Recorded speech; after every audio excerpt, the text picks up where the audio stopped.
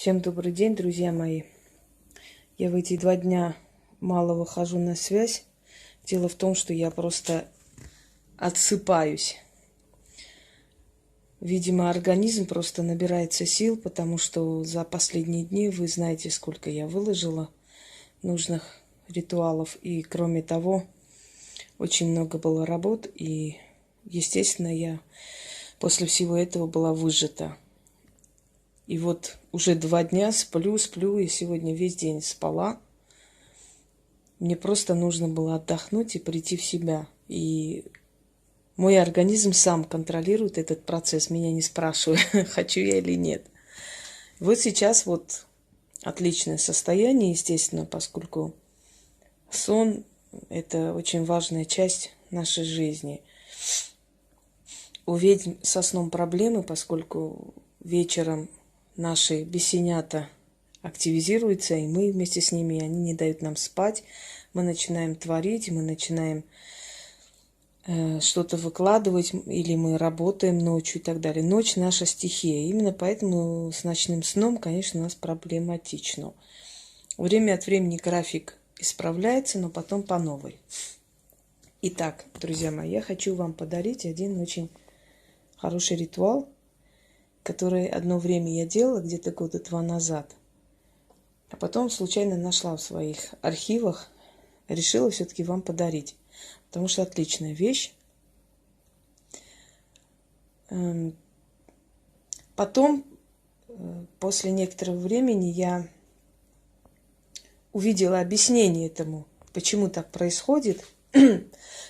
Собственно говоря, я вам сейчас объясню. Когда ритуалы нам даются, они даются нам иногда спонтанно. Вот просто вот на этом месте вот захотелось что-то, да, и нам приходит в голову, какими словами это попросить. Мы это говорим. Потом мы это улучшаем, записываем. Получается очень хороший ритуал, очень рабочий, отличный. Одна часть моих ритуалов создана на основе древних песнопений. Почему я говорю на основе? Это не значит, что там были готовые ритуалы, я взяла и себе переписала. Нет, конечно. Во-первых, до архивов не каждого человека допускают, да. Во-вторых, когда ты видишь, что любили древние боги, какими словами к ним обращались, какими словами благодарили, ты понимаешь, как построить свой ритуал таким образом, чтобы он сработал, чтобы силы, духи узнали эти слова, которые были произнесены много тысяч лет назад и произносятся, да, многие тысячелетия. Именно поэтому эти ритуалы рабочие. После того, как как бы этот был мной создан ритуал с хлебом и икрой, потом я случайно увидела Ольги Калиниченко выступление на украинском телевидении. Честно, не помню, как называется. По-моему, «Потусторонний», что-то такое. Где она объясняет, что мы же говорим, на самом деле, вот мне пришла как бы вот эта мысль, что действительно, да, так и есть. Мы же говорим, да, на хлеб с маслом хватает. Мы говорим намазать икру на хлеб, или и на хлеб с маслом, и еще и на икру хватит и так далее. То есть икра – это символ благополучия, богатства.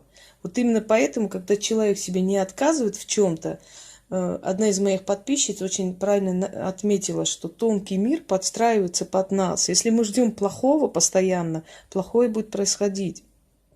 Если мы себе во всем отказываем, мы всю жизнь будем себе отказывать. Если мы терпим моральное насилие, если мы терпим моральных садистов, которые издеваются над нами, и молчим, мы всю жизнь так и будем молчать, пока у нас инсульт не случится, и мы не умрем. Понимаете? И поэтому тонкий мир смотрит, насколько мы себя любим. Если мы себе не отказываем купить икру, правда, это на любителя, кто-то любит, кто-то не. В любом случае, деликатесные вещи, то есть продукты, которые ты хочешь, да, твое сердце просит. Но ты говоришь, да ладно, обойдусь в следующий раз и так далее. Но следующий раза не будет, потому что ты все время будешь откладывать и оттягивать. Но если ты себя любишь, и тонкий мир видит, что ты себя уважаешь, любишь, он подстраивается под тебя, под твои желания. Так вот, икра – это символ благополучия. Икра была на столах царей, на столах бояр, князей, богатых людей. Бедные люди редко могли себе это позволить, потому что это был дорогое удовольствие. Правда, кто жил там на берегах Волги, скажем, он мог себе не отказывать в этом, но те, которые как бы находились далеко и для которых икра была не общедоступной, конечно, для них это было как бы был предмет роскоши.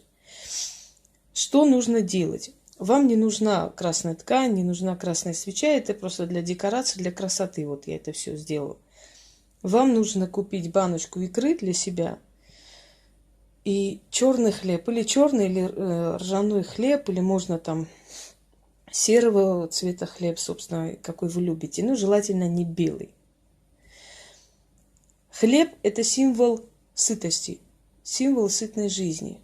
Потому что мы говорим, хлебом сыт человек, или не хлебом единым сыт человек, по-разному. Хлеб везде, да, присутствует слово хлеб. Это означает, значит, хорошую жизнь, сытую жизнь. Икра – это уже как бы идет как больше, чем сытная жизнь. Это уже благополучие, это уже богатая жизнь, вольготная жизнь. Хлеб и икра вместе образуют вольготную жизнь. Подсознательно, понимаете, все идет от нашего подсознания, друзья мои. Подсознательно вы перестраиваете себя, вот свое подсознание, что вы неплохо живете.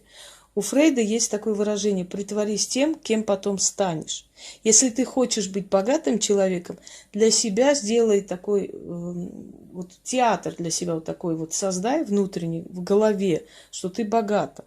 Одевая свои камни какие-нибудь, представь, что это бриллианты.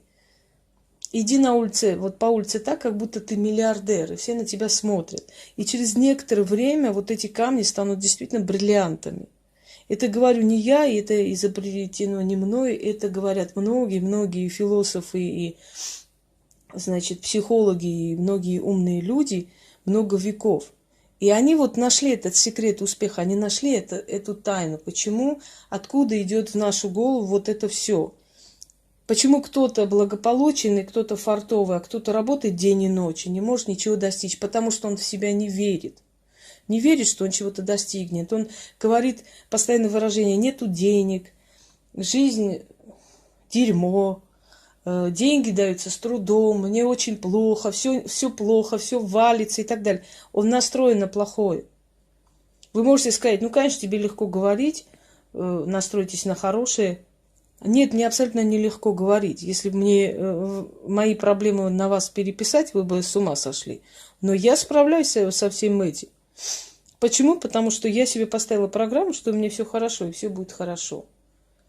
И все, что происходит вокруг меня, это мышиная возня, это ерунда, не стоящая абсолютно гроша ломаного.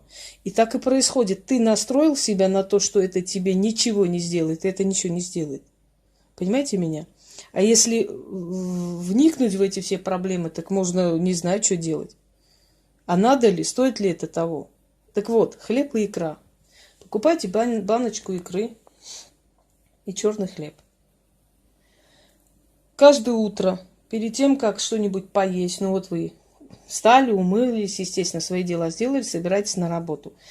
Хлеб с икрой намазали икру, начитали, съели. Потом можете кушать ваш завтрак, чай пить, что хотите. Но вначале ешьте это.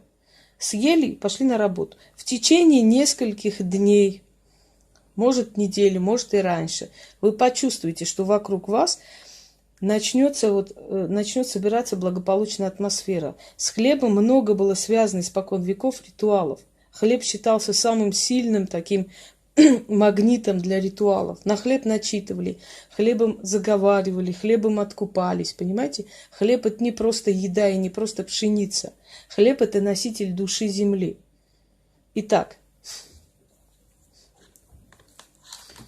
делайте это до того момента, пока баночка ваша не закончится. И вы увидите, что вам в это время, пока вы это проводите, то премию выписали, то поблагодарили, то еще чего-нибудь, то продвинули вперед.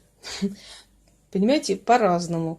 Но благополучие вам обеспечено. Вы же знаете, что наши с вами ритуалы работают всегда и безотказно. Так ведь? Так вот, еще раз. Да. Хлеб есть сытость. Икра есть богатство. На столах царей, купцов, бояр, кесарей икра как символ сытной жизни. А чем я хуже купцов, царей и кесарей? Вот хлеб святой, вот и икра. Сытость и богатство в свою судьбу призываю. Вселяйся сытость в хлеб, вселяйся богатство в икру, сытость с богатством в себя приму, буду сытая и богатая. Икра царская, я ровня царям, боярам, князям, да всем богачам. С хлебом и икрой зову благо в дом. Хлеб с икрой во мне, богатство ко мне.